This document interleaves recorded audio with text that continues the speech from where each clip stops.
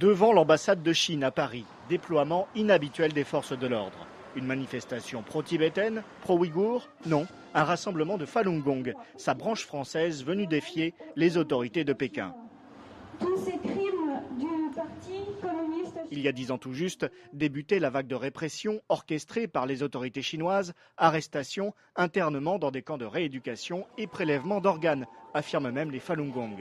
Mise en scène médiatique sur le parvis des droits de l'homme, au Trocadéro, des tortures physiques et mentales qui continueraient à faire de nombreuses victimes. Yajung Feng, rescapé de ces camps, dit avoir fui en Europe grâce à des amis.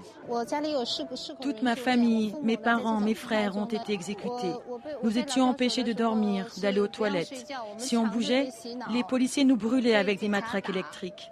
Il y avait des lavages de cerveau. On nous obligeait à regarder des films de diffamation contre les Falun Gong. Notre pratique est différente du communisme. Le communisme joue sur le conflit, diviser pour régner. Nous, c'est authenticité, compassion, tolérance.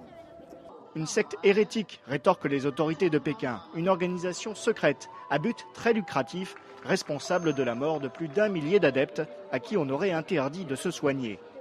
Jalousie, répond le mouvement Falun Gong. Plus de 100 millions de membres revendiqués dans le monde. Le Parti communiste chinois se croit, à tort, déstabilisé. Il n'y a pas d'organisation, on ne fait pas de la politique, mais c'est plutôt le régime qui s'imagine que ça va être une concurrence. Mais en réalité, pas du tout.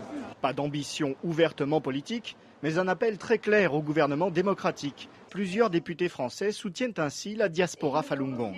Aujourd'hui, l'opinion publique internationale s'inquiète de ce qui se passe en Chine et je pense qu'il peut y avoir justement maintenant, à travers Falun Gong, un mouvement d'intérêt de l'opinion publique internationale pour la défense de la démocratie en Chine.